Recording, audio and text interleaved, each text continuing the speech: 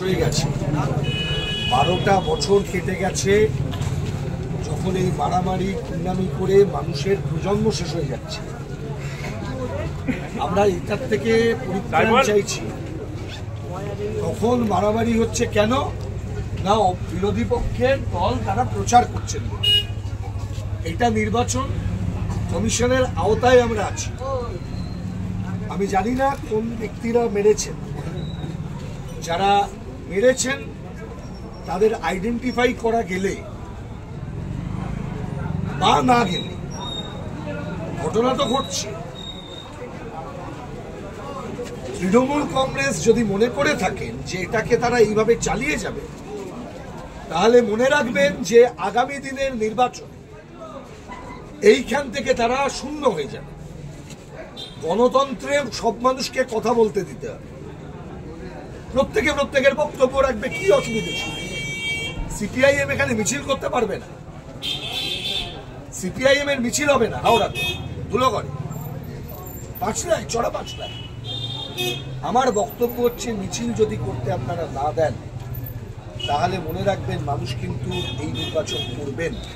আজকে যা হলো, এইখানকার 11টা বুথ হাইলি সেন্সিটিভ বুথ হিসেবে ঘোষণা যদি নির্বাচন কমিশন না করে, আমি যাব হাইকোর্টে যাব দরকার লাগলে। আবার এই 11টা বুথকে হাইলি সেন্সিটিভ করা, কেন্দ্রীয় বাহিনী রাখা, তার সঙ্গে মানুষের কনফিডেন্স বিল্ড আপ করা, এটা প্রয়োজন।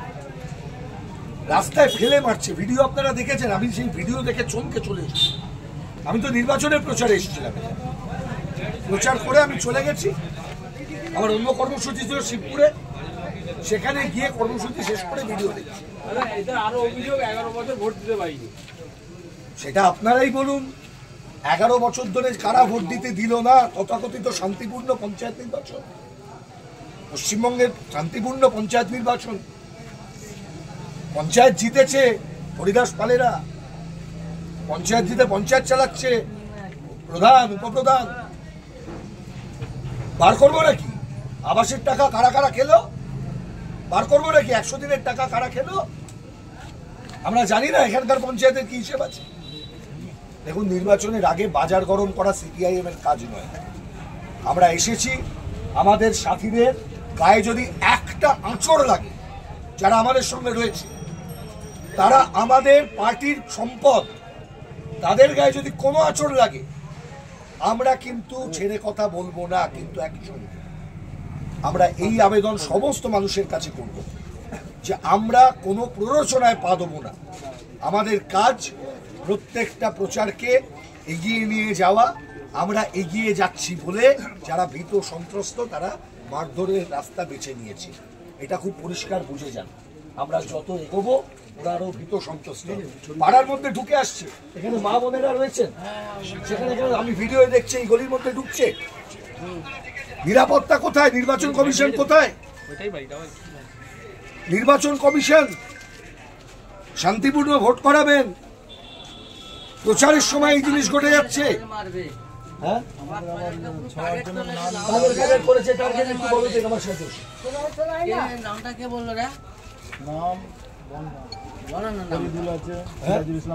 নামগুলো বলুন। কি?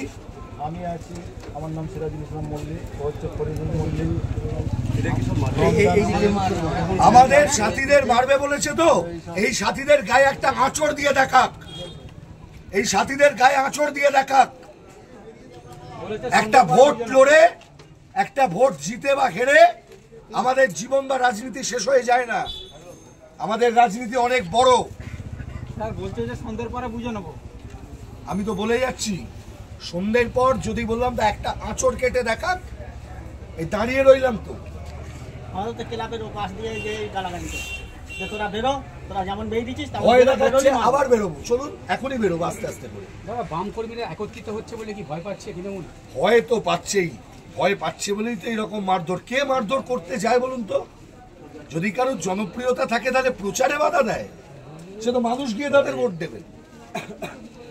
আমাদের সাথীদের গায়ে আঁচড় পড়লে মনে রাখবেন ফল কিন্তু রাজনৈতিকভাবে আমরা তার লড়াই কিন্তু করব, মোকাবিলা করব। আঁচড় পড়তে দেব না সাথীদের গায়ে। একজনও সিপিআইএম কর্মীর গায়ে আচরণ করে।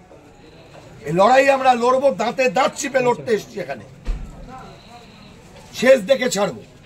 কিন্তু এলাকায় শান্তি শৃঙ্খলা রক্ষা করার দায়িত্ব আমাদের। সরকার নেই পশ্চিমবঙ্গে, মমতা ব্যানার্জি ছুটিতে চলে গেছেন, শীত ঘুমে সরকার। প্রশাসন, তাদের যেমন পিতা মাতাহীন সন্তানের অবস্থা হয়, পশ্চিমবঙ্গের প্রশাসনের সেই রকম অবস্থা হয়েছে। বিজেপির কাছে গোটা রাজ্যের দলটাকে বিক্রি করেছে, আর তারা এখন দালালি করছে এখানে।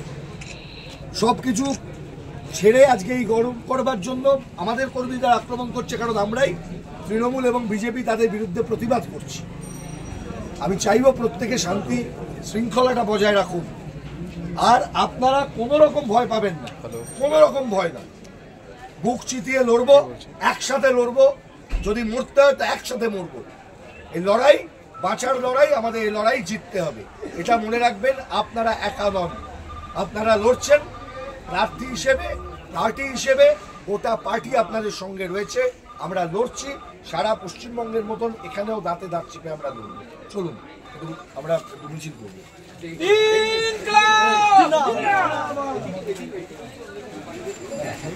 বাড়িতে চলুন, আসুন, আপনারা আসুন, বাড়িতে পৌঁছে দিচ্ছি। আপনাদের প্রশাসনের মানুষজন আছেন এখানে, 1 মিনিট। আমি এর আগে আমি বলছি, অন ক্যামেরা রাখুন, আমি আসার আগে আমাদের পার্টির পক্ষ থেকে কমপ্লেন করা হয়েছে।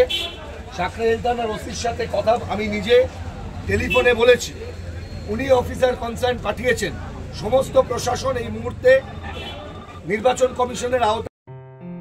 আসন্ন লোকসভা নির্বাচনে রাজ্যের প্রতিটি প্রান্তে বামফ্রন্ট প্রার্থীদের জয়ী করুন।